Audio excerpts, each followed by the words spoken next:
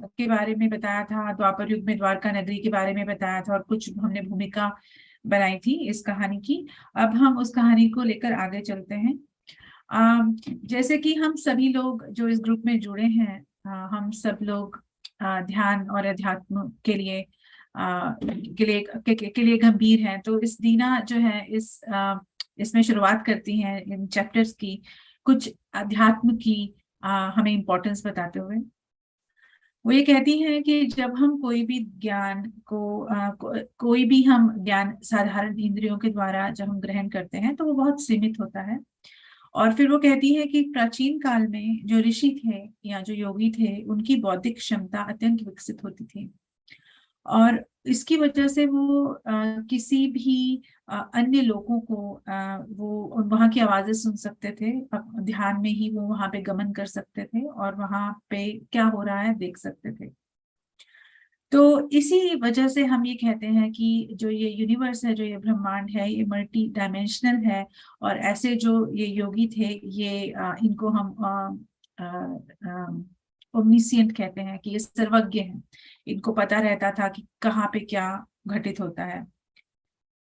जो हम इस समय जो हम लोग रह रहे हैं, हम अपनी इस क्षमता को अब विस्मरण कर चुके हैं, लेकिन यह भौतिक क्षमता हम सभी के भीतर विद्यमान है। दीना आगे कहती है कि हालांकि जिस युग में हम रहते हैं, उस युग की जो ऊर्जा होती है वो किसी क्षमता तक हमें ये निर्णायक करती है कि हमारी क्षमता जो होगी बौद्धिक, वो कहाँ तक जाती है। लेकिन व्यक्तिगत तौर पे इस क्षमता की कोई सीमा नहीं। हम किसी भी ऊंचाई को प्राप्त कर सकते हैं अगर हम अध्यात्म में उसे गंभीर रूप से हम सिंसियर होते हैं और सीरियसली लेते हैं अपनी इस यात्रा को। फिर वो दोबारा से हमें बार बार वो रिमाइंड कराती हैं। वो कर्मा पे बहुत फोकस रहता है दीना का। फिर से वो हमें याद करा रही हैं कि जिस तरीके से जो विश्व का कारण और प्रभाव का सिद्धांत है, यानी कि जो कर्मा का सिद्धांत है, ये अत्यंत ही जटिल है और अत्यंत गुथा हुआ है आपस में। वो कहती है कि ये ब्रह्मांड का एक तरीका होता है साम्यावस्था और संतुलन को बनाए रखने का। हमारा हर विचार, हर शब्द और हर कार्य एक ध्वनि का उत्पादन करता है, जो कि ईथर या आकाश में प्रतिध्वनित होती है, और जिसको अपने ही समान शक्ति के द्वारा संतुलित होना होता है या फिर निष्प्रभावी होना होता है। और वो निष्प्रभाव जो होता है वो अध्यात्म के निरंतर अभ्यास के द्वारा होता है। सो बेसिकली साधारण लैंग्वेज में वो कह रही है कि हम अपने कर्मा को पूरा करते हैं, पे बैक करते हैं, और कभी कभी वो डिजोल्व भी होते हैं जब हम ध्यान में गहरे उतर जाते हैं। तो हम अब सीधा आपको कहानी के भीतर लेके चलते हैं और हम ये बताते हैं कि अब एक रुक्मिणी देवी के जो क्वार्टर्स हैं, जो उन्होंने समाज के पीड़ित वर्ग के लिए बनाए हैं, वो कैसे हैं। तो अब फिर से मालिनी के जबान से हम ये कहानी सुन रहे हैं। तो मालिनी कहती हैं कि शुरू शुरू में जब मैंने अपने कुछ महीने महिला क्वार्टर्स में मैंने बिताए, तो मैंने ज्यादा उन पर ध्यान नहीं दिया था, क्योंकि मैं अपने आप में ही बहुत उलझी हुई थी। लेकिन धीरे धीरे मैंने बाहर जाना शुरू किया, और बाहर बहुत सुंदर बगीचे बने हुए थे, और उसमें आ, उनको बहुत ही सुंदर फूलों से सुशोभित किया गया था। वो कहती है कि वहां तरह तरह के फूल थे, जैसे कि लिली, चमेली, हिबिस्कस और कृष्ण कमल। वो कहती है कि मानो ये उद्यान रंगों के बदलते हुए एक इंद्रधनुष को ही धरा पर हमारे सामने प्रस्तुत करते थे। वो कहती है कि जहां पर मैं बड़ी हुई थी, मैंने आज तक कोई बगीचा नहीं देखा था। तो प्रांगण के बीचों बीच कमल एक एक तालाब था जिसपे बहुत सारे कमल के फूल लगे थे, और उसके पीछे एक नदी की धारा बहती थी। वहीं पर संगमरमर का बना हुआ एक मंदिर था जिसमें अंबिका देवी की मूर्ति प्रस्थापित थी। और वहीं उसके साथ ही हम अपनी सब्जियां और जड़ी बूटियां लगाते थे। तो एक तरीके से सेल्फ सफिशिएंट, सेल्फ सस्टेनेबल ये दिखाया है। सभी महिलाएं भिन्न भिन्न तरीके से इस बगीचे की देखभाल करती थी, चाहे उनकी पारिवारिक पृष्ठभूमि कोई भी हो। यह ऐसी जगह थी जहां वर्ण व्यवस्था को भूलकर हम सभी इकट्ठे होकर काम करते थे। तो ये नहीं पता चलता था कि ये मैटर नहीं करता था कि आप क्षत्रिय हैं या आप शूद्र हैं। जब आप रुक्मिणी देवी के प्रांगण में आए तो आप सब बराबर हैं, और आप सब मिलकर बारी बारी से वहां के काम करते थे। जैसे कि कोई किचन का काम उठाएगा, तो कोई सब्जियों का काम उठाएगा, तो कोई कपड़े धोएगा। तो ऐसे करके इनका ये पूरा जो पूरे जो क्वार्टर्स हैं उसकी एडमिनिस्ट्रेशन चलती थी। इस प्रांगण में एक जो मंदिर अंबिका देवी का था, कहते हैं कि अंबिका देवी ने यहाँ पर माता को दर्शन दिए थे। उसके बाद ही माता ने इस मंदिर का निर्माण कराया था। तो वो बताती है कि जो मंदिर है ये संगमरमर का बना हुआ था। इसका आंतरिक डिजाइन में नक्काशी थी जिसमें प्रकृति को अभिव्यक्त किया गया था, कि जैसे कि फूल, पत्तियां और तरह तरह के माणिक रत्न, ये सब उसमें नक्काश किए गए थे और वो जड़े हुए थे। वो कहती है देवी की जो आकृति वहां पे बनी थी वो बहुत ही सुंदर और बहुत ही प्रभावशाली थी। वो हमेशा ही ताजे फूलों से ढकी रहती थी और हमेशा धूप अगरबत्ती वहां पर जलते रहते थे। मंदिर की ऊर्जा इतनी शक्तिशाली थी कि मालिनी कहती है कि मैं कभी कभी उसके अंदर प्रवेश ही नहीं कर पाती थी। ऐसा भी लगता था कि मानो देवी प्रतिदिन अपना रूप बदलती हैं। किसी समय वो बहुत कठोर लगती थी और किसी समय वो एकदम शालीन और जैसे कि मुस्कुराती हुई देवी प्रतीत होती थी। कहते हैं कि ये अम्बा ने इन्हें बताया है। अम्बा ने मालिनी को बताती है, अम्बा जो उनकी सहेली है जिसने उनकी देखभाल की थी। तो अम्बा ने कहा कि जब अंबिका देवी ने रुक्मणी देवी को दर्शन दिए थे तो उन्होंने ये कहा था कि विदर्भ में मैंने आपके पास आपके अतीत के शिष्यों को भेजा था, और अब इस जगह पर मैं आपके भविष्य के शिष्यों को आपके पास भेजूंगी और उन्हें आप प्रशिक्षित करेंगी। समय के साथ मालिनी का एक बेटा होता है जिसका नाम वो ईशान रखती है। और उद्धव और मालिनी जब आपस में जब इन्होंने शादी कर ली थी तो उद्धव ने ये बताया था कि अगर उसका कभी एक पुत्र हुआ तो उसका नाम वो ईशान रखेगा। तो उसकी याद में ये इसका नाम ईशान रखती है। जो काशनी है, जो अम्बा की 3 साल की बेटी है, वो ईशान से बहुत ही अटैच्ड है और इनके बीच एक शुरू से ही एक स्ट्रॉन्ग बॉन्डिंग डेवलप हो रही है। इधर से इन दोनों की माताओं के बीच में भी, जो कि मतलब मालिनी और अम्बा, इन दोनों के बीच में भी बहुत घनिष्ठ मित्रता है, बहुत अच्छी सहेलियां ये बन गई हैं। और ये कहती है कि अम्बा अपने घर परिवार की अब सारी बातें मुझसे शेयर करती थी। वो बताती थी कि उसका पति बहुत शराब पीता है, उसके साथ मारपीट करता है और उसे उसके साथ दुर्व्यवहार करता था। और वो बहुत बार मालिनी कहती है कि मुझे दिख जाता था कि अम्बा के शरीर पर चोटों के निशान थे, और जिसे अम्बा हर तरीके से छुपाने की कोशिश करती थी। अम्बा एक बहुत ही डिग्निफाइड लेडी इसमें दिखाई है और बहुत ही टॉलरेंट। तो अम्मा ने बताया कि इस समय वो क्वार्टर में थोड़ा लंबे समय रह रही है क्योंकि माता ने, जब माता को पता चला कि मेरा पति मेरे साथ इतना दुर्व्यवहार करता है, तो उन्होंने उसे बुला करके उसके सामने शर्त रखी कि वो 6 महीने बिना शराब पिए रहेगा। अगर वो रह पाएगा तो वो अम्बा घर में वापस जाएगी, नहीं तो वो नहीं जाएगी। तो इतने में अम्बा कहती है कि हालांकि मेरी बेटी तो मेरे साथ है पर मैं अपने दोनों बेटों को मिस करती हूँ। और अवश्य ही वो भी मुझे बहुत याद करते होंगे। तो उत्सुकतावश मालिनी कहती हैं कि जब माता को तुमने ये सारा अपने पारिवारिक स्थिति के बारे में बताया तो माता ने क्या कहा। तो ये कहती है अम्बा कि रुक्मणी देवी ने मुझे कहा कि मुझे इस परिस्थिति का सामना करना है। मेरा पति जैसा भी है मुझे उससे भागना नहीं है, मुझे सामना करके इसका समाधान करना है। वो कहती है कि रुक्मणी देवी कहती है कि मेरे पास आंतरिक शक्ति है और मैं उसका सामना कर सकती हूँ। फिर आगे अम्बा कहती है कि रुक्मणी देवी ने ही मुझे सिखाया कि इससे कोई फर्क नहीं पड़ता कि तुम्हें समाज क्या कहता है, क्योंकि देखिए इसका जो पति है वो नारायणी सेना में एक हाई पोजीशन पे है, एक वरिष्ठ अधिकारी है। तो उस समय का जो समाज है उसमें ये देखा जाता है कि इसकी पत्नी अब घर छोड़ गई है और वो रुक्मणी देवी के वुमेन क्वार्टर्स में रह रही है। लेकिन इसमें ये दिखाया है कि किस तरीके से जो रुक्मणी है वो बार बार महिलाओं को ये बताती है कि कोई फर्क नहीं पड़ता, आप ये मत सोचिए कि लोग क्या कहेंगे, आप अपने अधिकार को मांगिए, उसका दावा कीजिए, और अगर आपको नहीं मिलता है तो आपको मतलब बिना डरे उसका आप फेस कीजिए अपनी सिचुएशन को। तो वो कहते हैं कि फिर आगे अम्बा कहती है कि भविष्य में क्या होगा मैं मुझे उससे डरना नहीं है, अब आगे क्या होगा ये समय ही मुझे बताएगा। लेकिन वो आगे से ये भी कहती है कि अम्बा ये बोलती है कि सुजाता मुझे ऐसा लगता है कि मेरे क्वार्टर क्वार्टर में इस टाइम पे आने का एक कारण तुम भी हो, कहीं ना कहीं हम दोनों में एक अनकहा रिश्ता है। क्योंकि ये बहुत ही मतलब नेचुरली ही बड़ी अच्छी फ्रेंड्स बन गई हैं ये। अब एक दिन ये अम्बा कहती है कि जो काशनी है इसका अंजलि के साथ भी बहुत गहरा संबंध है। अब काशनी कौन है? अम्बा की 3 साल की बेटी, जो कि थोड़ी असाधारण बच्ची है। और अब अंजलि कौन है? अंजलि रुक्मणी देवी का दाहिना हाथ है। तो रुक्मणी देवी की दो हेल्पर्स हैं जो इस कहानी में मेन रहती हैं। मेन अंजलि रहेंगी और फिर एक और आती है, सुमति। जब अंजलि बहुत बिजी हो जाती है और रुक्मणी देवी के साथ जगह जगह वो भ्रमण करती है, तो सुमति फिर क्वार्टर्स का देखभाल करती है। तो वो कहती है कि अंजलि का जो पूरा कहानी है वो बहुत ही रहस्यमयी है, और कभी स्वयं ही वो तुम्हें इसके बारे में बताए तो तुम अवश्य ही उस पर ध्यान देना। क्योंकि इस यहाँ का एक, इस स्थान का एक कल्चर है कि हम किसी के बारे में दूसरे व्यक्ति से बात नहीं करते।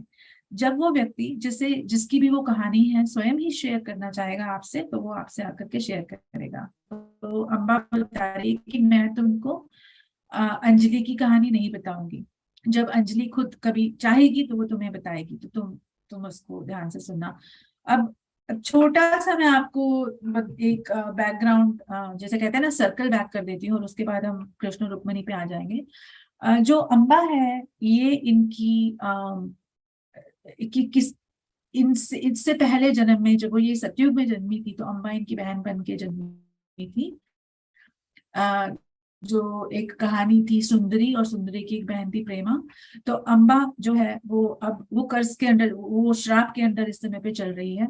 और आगे जब कहानी खुलेगी तो हम देखेंगे कि कैसे ये श्राप इस पे आएगा, और किस तरीके से जो कृष्ण है वो और रुक्मणी है वो क्या रोल प्ले करेंगे इसको। लेकिन जो एक कर्ज है एक तरीके से इसके पारिवारिक जीवन में ही की तरफ से ही आता है, इसके पति की तरफ से ही आता है। तो चलिए, अब हम जिस बात का सब लोग इंतजार कर रहे हैं, अब हम कृष्ण और रुक्मणी पर आते हैं।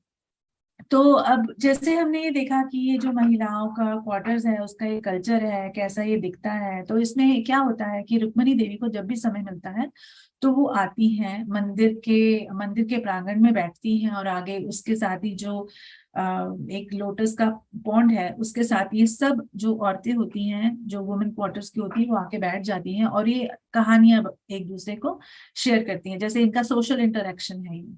तो जब भी रुक्मणी देवी को समय मिलता है तभी आती हैं। अब एक दिन क्या होता है कि बहुत चहल पहल होती है और पता लगता है कि आज माता आएंगी शाम को। तो ऐसे करके सब लोग जो जो भी उत्सुक होती हैं, सब महिलाएं वो आकर के वहां पे बैठ जाती हैं जब समय आता है। तो इन सबको पता होता है कि आज कोई ना कोई कहानी सुनने को मिलेगी। तो ज्यादातर जो रुक्मिणी थी वो श्री कृष्ण के बारे में कोई ना कोई कहानी सुनाती थी। लेकिन इस बार जब वो आती हैं तो जो सब महिलाएं होती हैं तो बड़ी उत्सुकतावश वो कहती हैं कि देखिए, श्री कृष्ण के जन्म के बारे में तो अब हमने बहुत कहानियां सुन ली। अब आप अपने बचपन के बारे में कुछ बताएं, और ये बताएं कि आप श्री कृष्ण से कैसे मिली थी। तो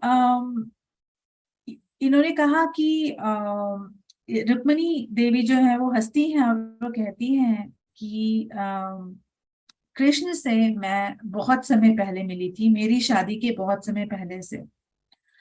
जो उन्होंने कहा कि जब मैं पहली बार श्री कृष्ण से मिली तो मैं सिर्फ 7 साल की एक बच्ची थी।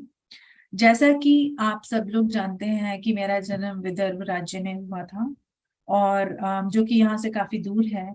और हम जिस महल में रहते थे उसके पीछे एक बगीचा था, और महल और बगीचे के बीच में बहुत बड़ी दीवार थी। और दीवार के उस परे जो था बगीचे के थोड़ा आगे जाकर के जंगल था।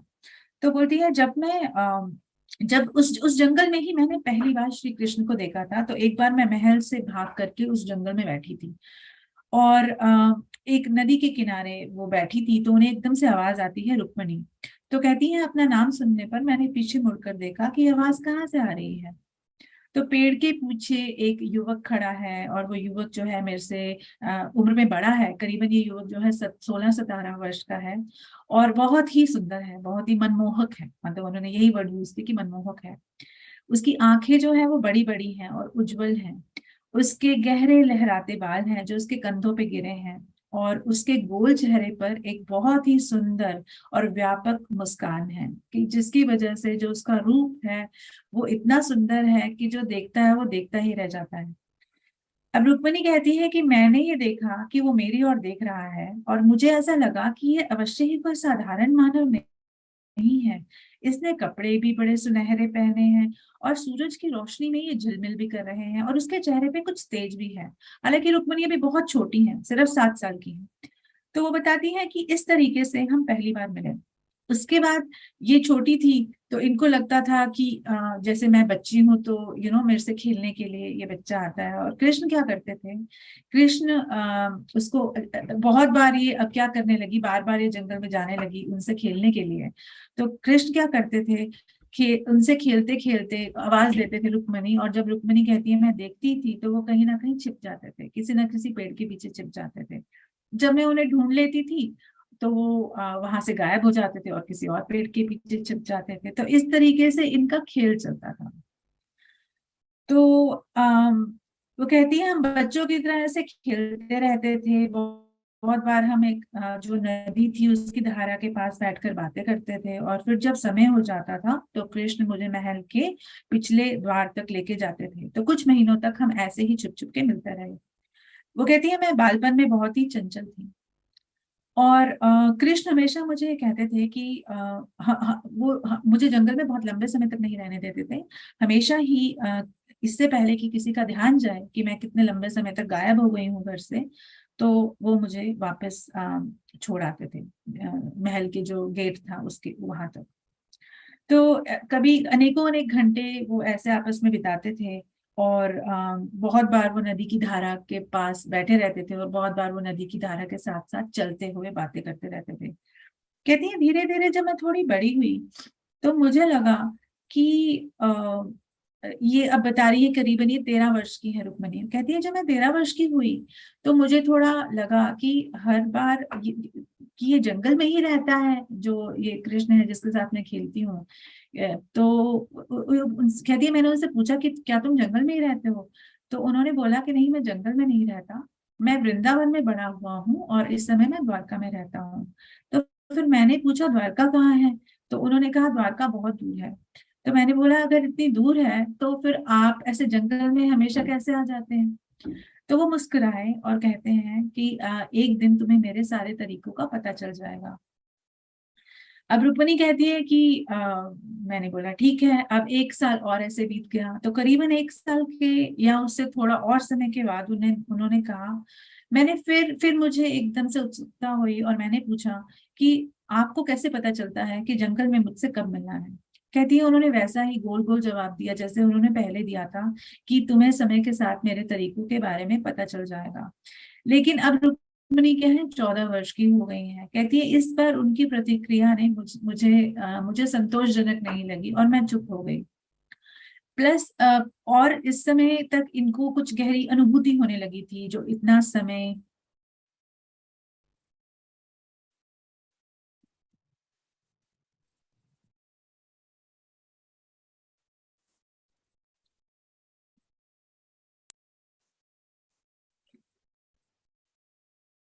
आप सुन पा रहे हैं मुझे? यस यस यस पूजा जी, यस। तो मैं कहाँ पे थी? आ, हाँ, तो मैं कहाँ थी, 14 साल की जो रुक्मिणी हो गई वहां पे थी, राइट।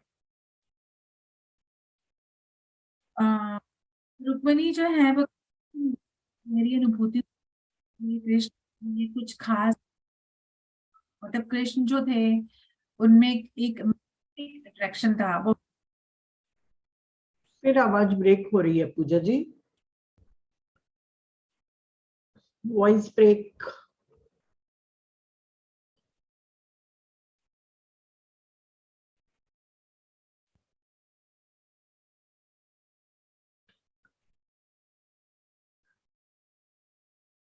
हाँ, नेटवर्क इशू है। हाँ पूजा जी। अभी आज सुनाई? हाँ अभी ठीक है।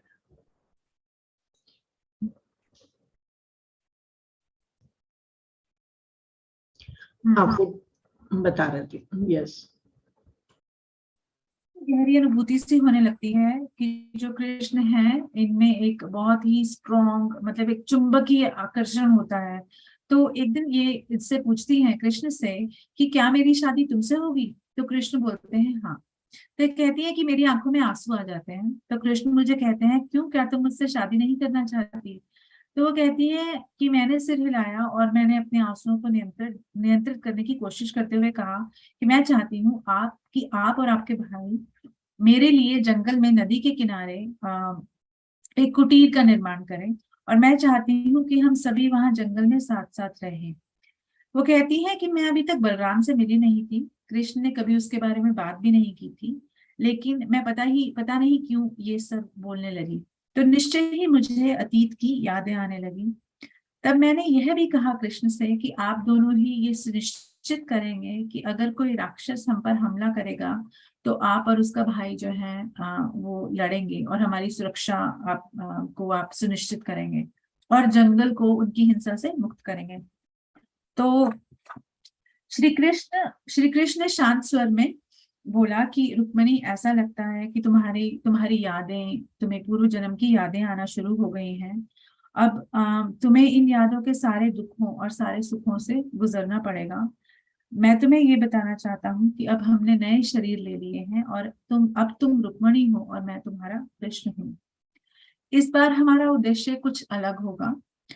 हमें वनों और कुटीर में रहने की जरूरत नहीं होगी। मैं तुम्हारे लिए एक महल बनाऊंगा, इतना सुंदर महल बनाऊंगा जो कि पृथ्वी पर कभी किसी ने नहीं बनाया होगा। मैं उस तुम्हारे लिए उसका निर्माण करूंगा।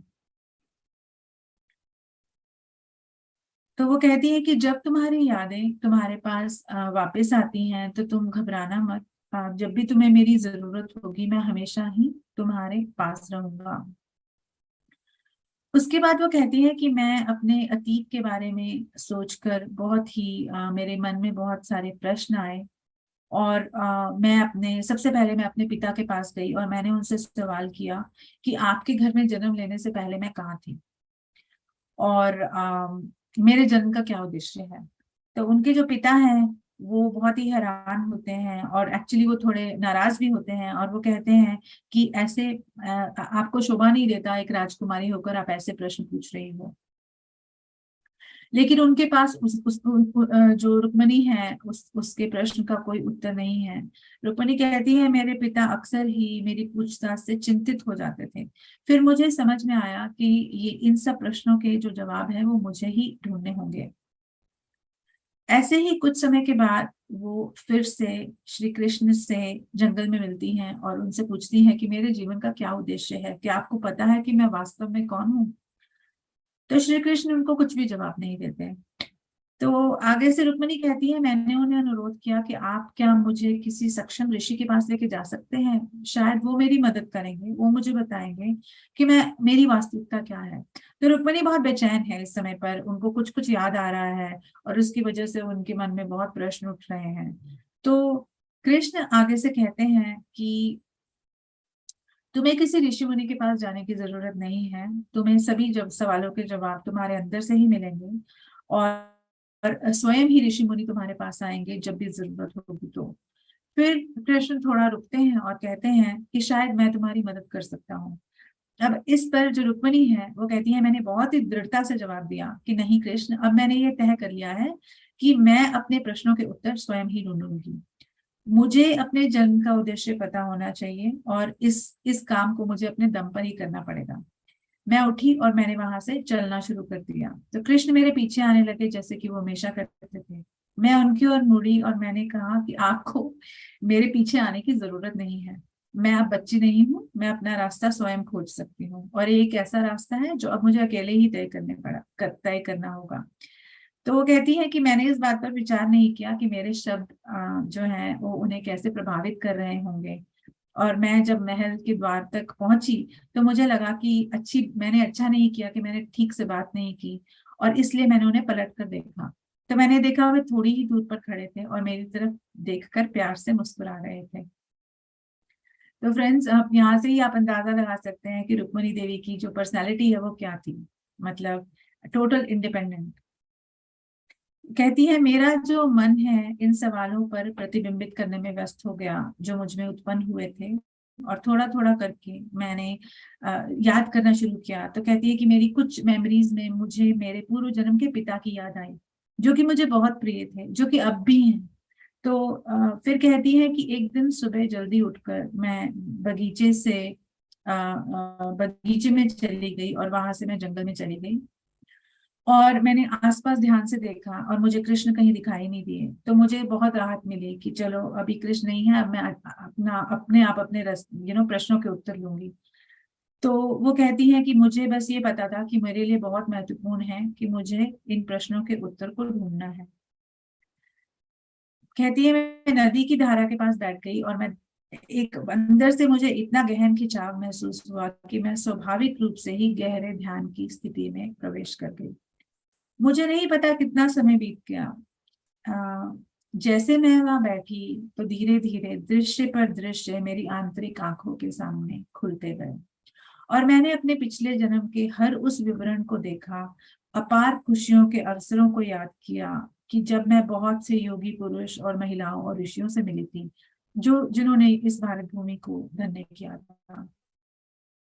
फिर उस समय हुई एक लड़ाई के दौरान जो भारी संघर्ष हम सबने सहा था, मैंने उसे भी याद किया और मेरे आंसू बहने लगे। तब मुझे समझ में आया, और तब मुझे याद आया वो पति जो मेरे पूर्व जन्म के पति थे, और मुझे उनके लिए एक बहुत ही गहन तड़प महसूस हुई। तो कहती है ये फीलिंग इतनी स्ट्रांग थी कि मुझे ऐसा लगा कि ये मुझे भस्मीभूत कर देगा। तो इन शब्दों को बोलते हुए रुक्मणी देवी की जो आवाज है वो बहुत शांत होती गई, और इन सबको सुनते हुए जो सब महिलाएं थी वो कि जैसे ट्रांस में जा रही थी, उन सबकी आंखें बंद हो रही थी। फिर अचानक ही रुक्मणी कहती है कि मैंने अपना नाम सुना, मेरा वर्तमान वर्तमान नाम रुक्मणी नहीं बल्कि वह नाम जो मेरे पूर्व जन्म का था। धीरे धीरे मैंने अपनी आंखें खोली, और फिर मैंने उसे अपने सामने पाया जिसे मैं बहुत प्रेम करती थी और जिसके लिए मैं ये तड़प महसूस कर।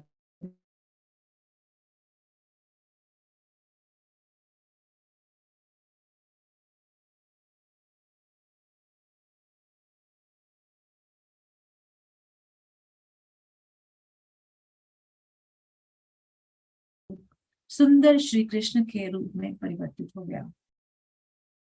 श्री कृष्ण बोले, क्या तुम मुझे इस रूप में प्रेम नहीं करोगी? और वास्तव में मैंने पाया कि श्री कृष्ण का जो रूप है वो इतना सुंदर और इतना मोहक है।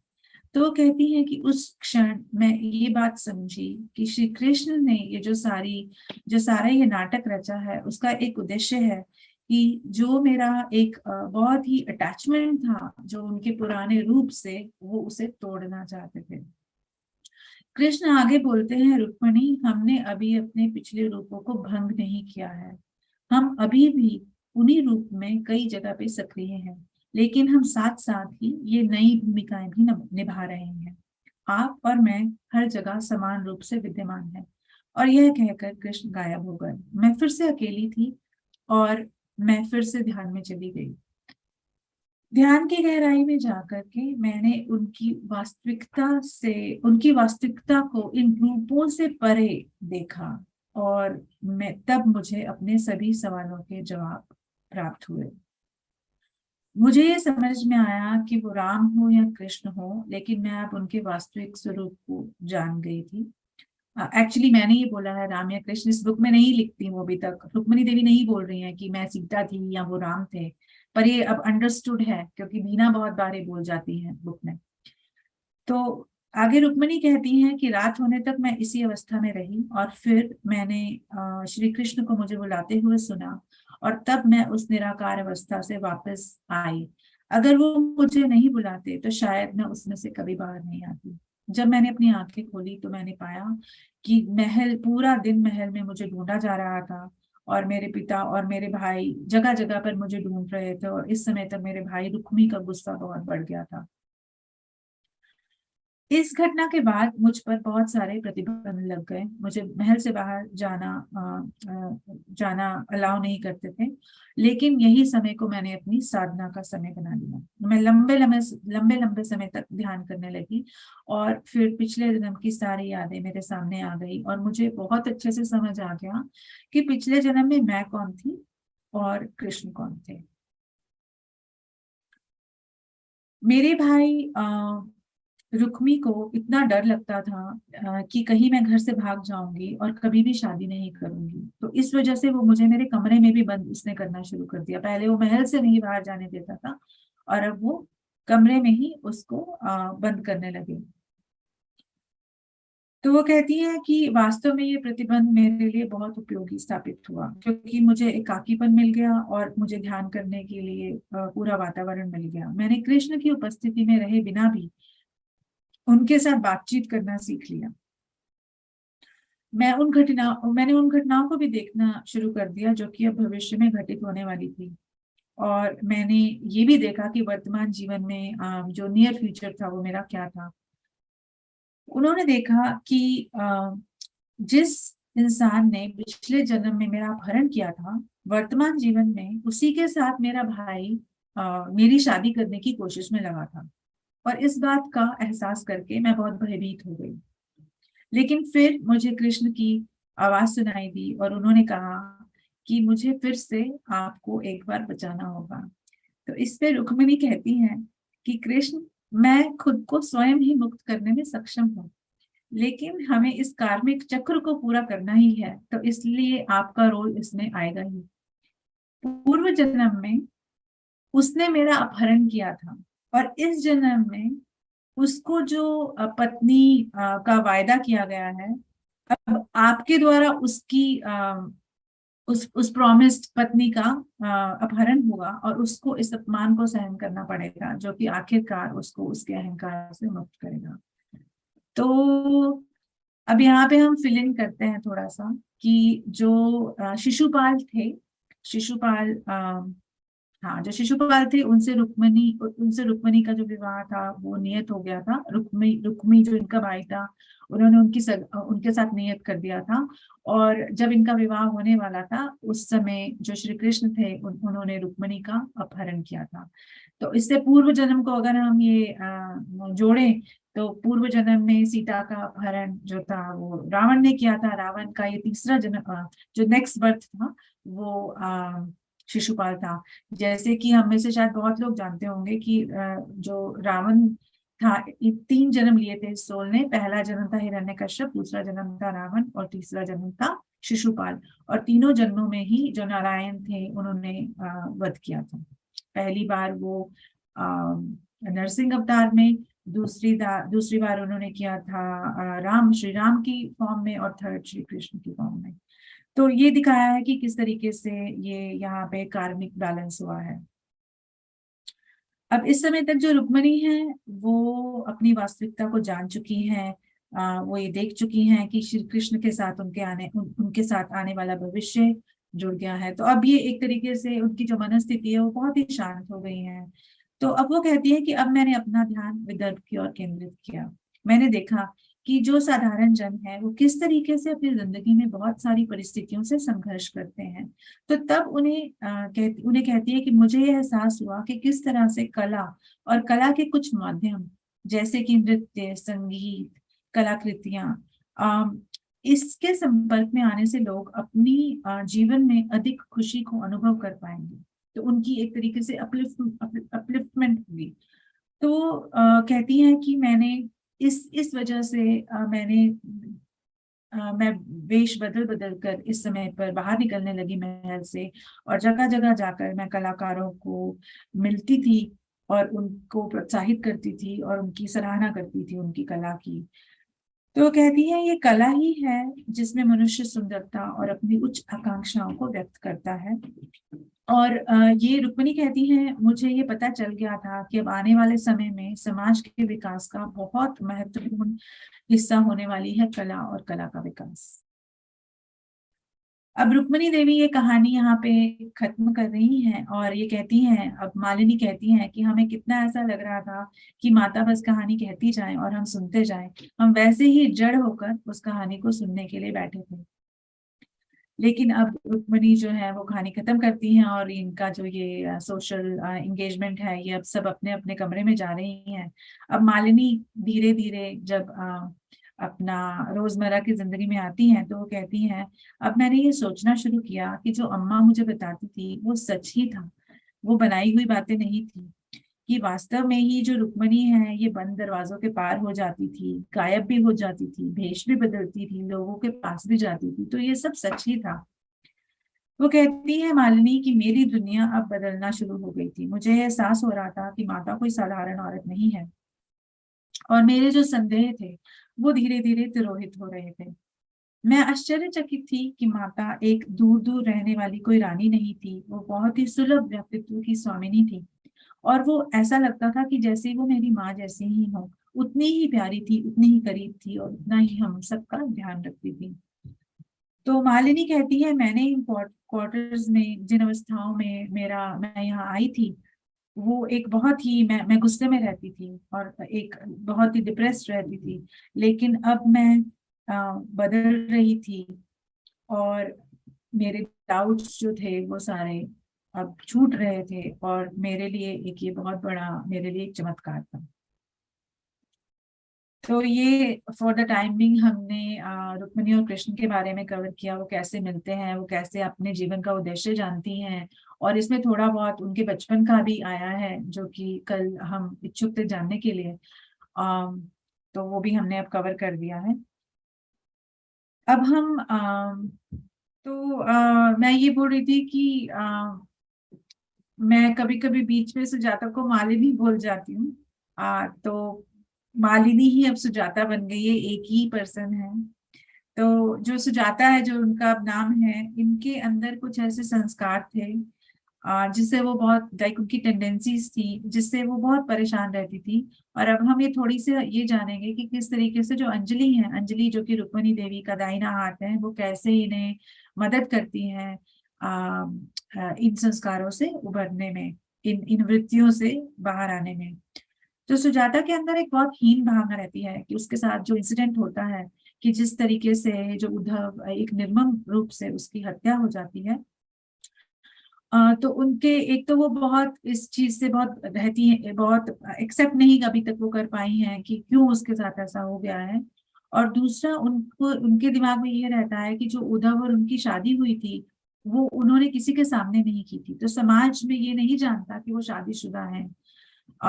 और उनका एक बच्चा भी है, तो वो उस तरीके से भी सोचती हैं कि कहीं मतलब समाज मेरे बच्चे को किस नजर से देखेगा। तो जब उद्धव और इनकी शादी होती है सुजाता की, तो उस समय उद्धव जो होता है वो कृष्ण और रुक्मिणी के बहुत बहुत बड़ा भक्त होता है। तो वो उस समय जब इन्हें माला पहनाता है तो वो आह्वान करता है श्री कृष्ण और रुक्मिणी का, और ये कहता है इनको कि हम माता और श्री कृष्ण को ही साक्षी मानकर हम ये विवाह कर रहे हैं।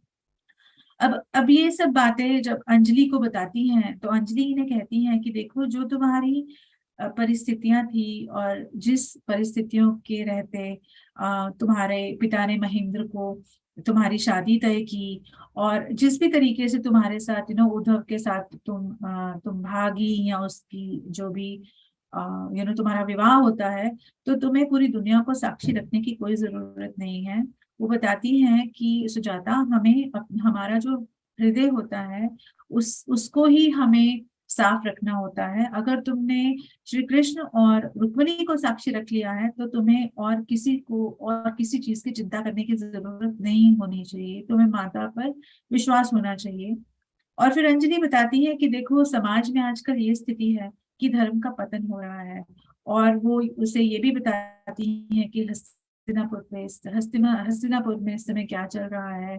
और उस समय पे क्या है कि जो धृतराष्ट्र है वो दुर्योधन को ही युवराज बनाना चाह रहे हैं, और वो युधिष्ठिर को युवराज नहीं बनाना चाह रहे। तो ये पता चल रहा है द्वारका में भी कि पारिवारिक मतभेद है सिंहासन को लेकर के हस्तिनापुर में। तो अंजलि कहती है अगर सभी लोग समाज में धर्म का पालन करें तो निश्चय ही जो समाज है वो उन्नत हो सकता है। लेकिन दुर्भाग्यवश इस समय हम लोगों की जो सोच है वो बहुत व्यक्तिगत हो गई है, और हम समाज के उत्थान के बारे में ज्यादातर लोग नहीं सोचते हैं। अंजलि कहती है श्री कृष्ण और माता इस समय समाज का उत्थान करने में प्रयासरत हैं, और साथ ही साथ वो उन प्रथाओं को भी तोड़ने में मदद कर रहे हैं जिनका कोई लाभ नहीं है। फिर वो हंसते हुए बताती है तुमने जरूर ही वो कहानी सुनी होगी, जहाँ पे श्री कृष्ण जब वृंदावन में थे, उन्होंने किस तरीके से इंद्रदेव के लिए एक यज्ञ किया जा रहा था, तो वो उन्होंने भंग कर दिया था। तो वो कहते हैं कि श्री कृष्ण ने ऐसा इसलिए नहीं किया था कि वो इंद्रदेव का सम्मान नहीं करते, बल्कि वो उसने उन्होंने इसलिए किया था कि जो ग्रामीण थे वो अंधविश्वास और भय की वजह से इंद्रदेव की पूजा कर रहे थे, और वो उस यज्ञ के असली मतलब को समझ ही नहीं रहे थे। तो श्री कृष्ण शुरू से ही ये दिखाने की कोशिश करते हैं समाज को कि अगर जो अंधविश्वास है आप उन्हें तोड़ें, और जो वास्तविकता है उसे आप समझें। फिर आगे से सुजाता अंजलि के शब्दों को सुनकर जो सुजाता है वो समझने की कोशिश कर रही है, और फिर वो उससे बोलती है कि मुझे ऐसा लगता है कि उद्धव की जो इतनी निर्मम हत्या हुई है उसके लिए भी मैं ही जिम्मेदार हूँ, क्योंकि ना हम भागते और ना ही उसकी मर्डर होता, तो इसको एक ये भी एक गिल्ट है अपने अंदर। तो वो ये कहती है, अब अंजलि से कहती है कि तुम किसी भी तरीके से उसकी मौत के लिए जिम्मेदार नहीं हो। आ, तुम ये समझो कि जो भी तुमने और उद्धव ने आपस में समय बिताया, और तुम दोनों ने उस समय में प्रेम के एक वास्तविक स्वरूप को जाना। यहाँ रहने वाली बहुत सी महिलाएं हैं जिनमें से तुम्हें इनकी कुछ की कहानियां भी पता है। तो तुम्हें ये समझना होगा कि तुम्हारे जीवन में क्या नकारात्मक सोच ना रखते हुए तुम्हें ये समझना होगा कि तुम्हारे जीवन में क्या अच्छी चीजें हैं, और उसके लिए तुम अपना आभार व्यक्त करो उन वर्षों के लिए जो तुमने और उद्धव ने साथ साथ बिताए। फिर अंजलि कहती है कि सुजाता, आप याद रखो कि इस जगत में कुछ भी स्थायी नहीं है। हम तुम ऐसे भी सोच सकती हो कि हो सकता है उस दिन उद्धव और आप दोनों ही भाग जाते, वो बच जाता, वो मारा ना जाता, लेकिन कुछ समय बाद उसे कोई बीमारी हो जाती और तब उसकी मृत्यु हो जाती। तो वो ये कहती है कि जो मनुष्य जीवन है ये बहुत सारी आपदाओं से भरा होता है, लेकिन आप मत भूलो कि तुम इस समय माता की उपस्थिति में हो, और ये एक बहुत बड़ा लाभ है। माता के सानिध्य में रहते हुए तुम जीवन के कुछ उच्च सत्यों को जान सकती हो, जो कि इस जीवन की अनेकानेक असुरक्षाओं के एकमात्र मारक होते हैं। तो एक तरीके से जो अंजलि है वो पॉजिटिव स्पिन दे रही है इसकी थॉट प्रोसेस को, और दिखा रही है कि देखो कितना पॉजिटिव भी है, और सबसे बड़ा पॉजिटिव ये है कि तुम इस समय रुक्मिणी देवी के संरक्षण में हो। और कहती है कि देखो, उदासी और अपराध बोध में अपने जीवन का अनमोल समय और माता के सानिध्य के इस अवसर को तुम बर्बाद नहीं करो, बल्कि दूसरों की सेवा के लिए खुद को समर्पित करो। जब तुम सेवा करना शुरू होगी तो तुम अपने आप ही अपनी जो प्रॉब्लम्स हैं उसका सोल्यूशन पाने में सक्षम हो जाओगी। तो फिर क्या होता है कि इन शब्दों के साथ और अंजलि की गाइडेंस के साथ अंजलि में एक सॉरी सुजाता में अंदरूनी कुछ बदलाव भी आ रहे हैं, और ये एक उदाहरण था कि किस तरीके से वुमेन क्वार्टर्स में रहते हुए अंजलि की जो वासनाएं थी, जो उसके संस्कार थे, वो क्षीण किए जा रहे थे। और एक और चीज अंजलि कहती है कि वो कहती है कि इन क्वार्टर्स में जितनी भी महिलाएं रहती हैं, यहाँ की प्रत्येक महिला का माता के साथ एक इतिहास है। तो जो भी यहाँ पर आया है उसकी एक परिस्थिति बनी है, और माता को उसके पहले जीवन का और उनके परिवार में क्या घटित होता है उनको पूरी तरह से पता है। और ये सभी आत्माएं जो ज्यादातर हैं ये या मिथिला से हैं या अयोध्या से हैं और या विदर्भ से हैं। तो अब हम बढ़ते हैं रुक्मिणी और राधा की ओर, और ये अब हम कवर करते हुए आज का सेशन फिर खत्म करेंगे। तो जैसे हमने पहले कवर किया कि किस तरीके से रुक्मिणी कभी कभी आती हैं और जो औरतें हैं उनके साथ बैठती हैं और कहानियां सुनाती हैं, तो ऐसा ही एक और समय होता है कि जब रुक्मिणी देवी आती हैं, और जब वो आती हैं तो जो महिलाएं हैं वो बहुत ही उत्साहित होती हैं। और जब इस बार अम्बा को भी, जो अंजलि है, अंजलि अम्बा को भी न्यूज भेजती है कि रुक्मिणी देवी आ जाने वाली है शाम को मंदिर मंदिर में, तो तुम भी आ जाना। तो अम्बा भी आ जाती है, और ये अंबिका देवी के मंदिर के आगे सब लोग बैठ जाते हैं और इंतजार करते हैं कि कब माता आएंगी और कब हमें कहानी सुनाएंगी। इतने में रुक्मिणी देवी आती हैं। तो अब आज ये कह वो रिक्वेस्ट करती है कि आज तक आपने हमें बहुत सारी कहानियां सुनाई, आज आप कुछ ऐसी कहानी सुनाइए जिसके बारे में हमें पता नहीं है। तो इतने में दो महिलाएं आपस में बात कर रही हैं और वो कहती हैं कि हमें ना राधा के बारे में कुछ कहना चाहिए कहानी सुनाने के लिए कि नहीं कहना चाहिए। तो जो दूसरी औरत है वो कहती है कि शायद हमें नहीं कहना चाहिए, ऐसा ना हो कि माता को अच्छा ना लगे कि हम राधा के बारे में सुनना चाहते हैं। अब रुक्मणी देवी जो है ऑब्वियसली वो तो सब जानती हैं, वो तो उनके दिलों की बात जानती हैं। तो रुक्मणी देवी जो कहती हैं वो खुद से हंसती हैं और कहती हैं कि चलिए आज मैं आप सबको राधा के बारे में बताऊंगी। एक सेकंड मैं अपनी ये सेटिंग करूं। ठीक है। तो वो कहती हैं कि चलिए आज राधा के बारे में बात करते हैं। तो कहती हैं कि जैसे मैंने आपको पहले भी पहली कहानी में भी बताया था कि जब मैं छोटी सी तो मैं सबसे पहले श्री कृष्ण से अपने महल के पीछे वाले जंगल में मिली थी। उस समय जब हम मिलते थे तो मैंने कृष्ण को अपने बचपन के बारे में बहुत कुछ बताया। एक दिन मैंने उनसे पूछा कि अब आप भी मुझे अपने बचपन के बारे में कुछ बताइए। तो उन्होंने मुझे कुछ नहीं बोला। फिर कहती है एक दिन जब मैं अपने कमरे में ध्यान कर रही थी तो मैंने खुद को एक बहुत ही सुंदर वनीय क्षेत्र में पाया। और ये वन हमारे महल के पीछे वाला वन नहीं था, क्योंकि उस वन को तो मैं बहुत अच्छे से जानती थी। पर ये बहुत ही सुंदर वन था, पर कहीं और था, मुझे पता नहीं था कि ये कहाँ है। तो ये कहती है मैं तो प्रकृति से बहुत ही प्रेम करती हूँ, तो मैं उस वन में आगे चल के गमन करने लगती हूँ। इतने में मैं आगे जाते जाते एक खुली सी जगह पे आ जाती हूँ और मैं वहां पे देखती हूँ कि वहां कृष्ण खड़े हैं और साथ में एक महिला खड़ी है, एक युवती खड़ी है। तो जैसे ही मैंने उन्हें देखा तो मैंने ये मन में सोचा कि श्री कृष्ण तो कब से वृंदावन छोड़ चुके हैं। ये तो इस समय द्वारका में रहते हैं, लेकिन ये जो वन था ये वृंदावन का वन था।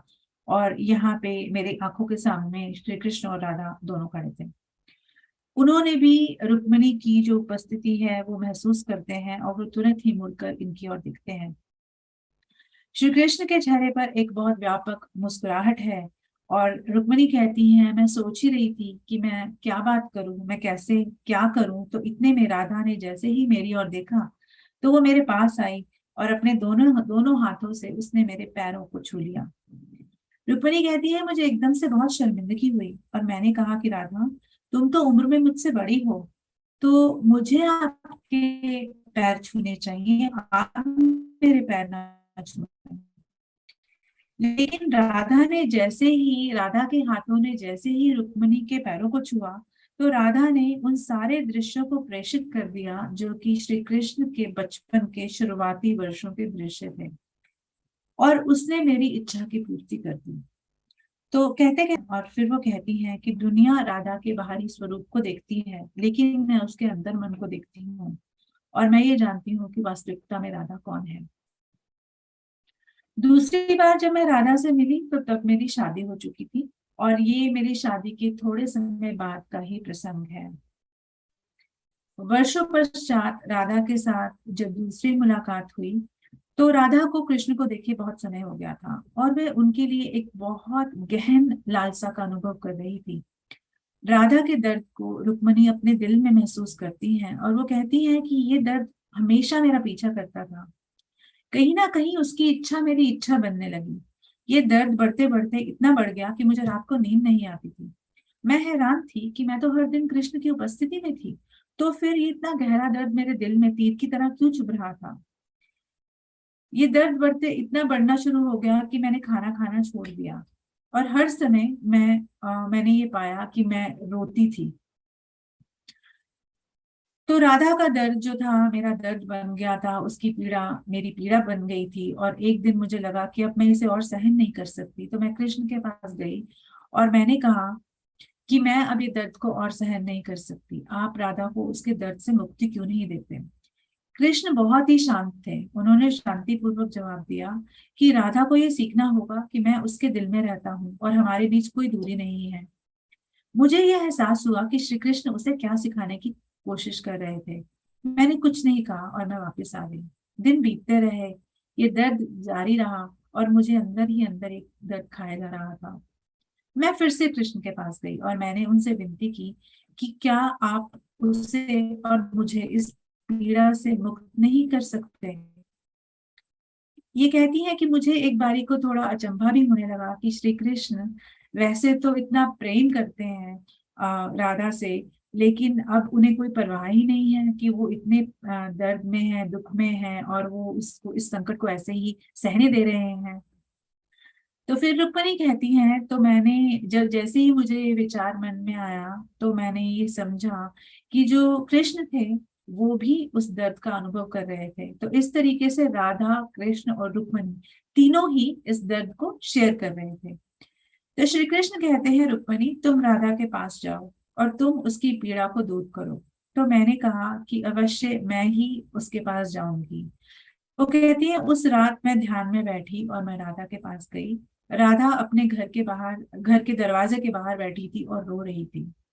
उसका परिवार घर के अंदर सो रहा था। वो सुबक सुबक के रो रही थी जैसे कि कोई पीड़ा हो। रोते रोते वो कराह भी रही थी। तो ये बहुत ही दयनीय दृश्य था। मैं उसके पास गई और मैंने बोला, राधा, राधा रोना बंद करो, मैं तुम्हारे आंसुओं में डूब रही हूँ।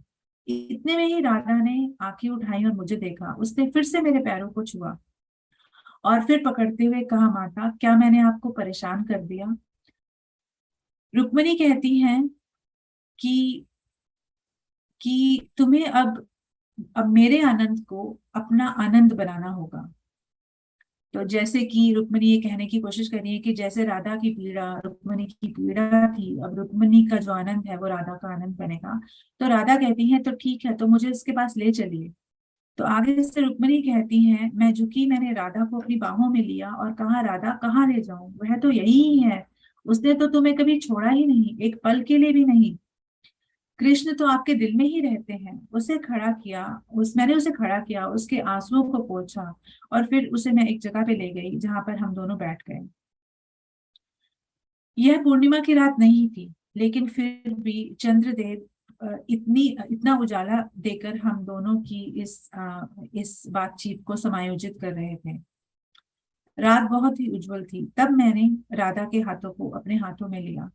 हम दोनों बिना बोले चुपचाप बैठ गए। कहने के लिए कोई शब्द ही नहीं था।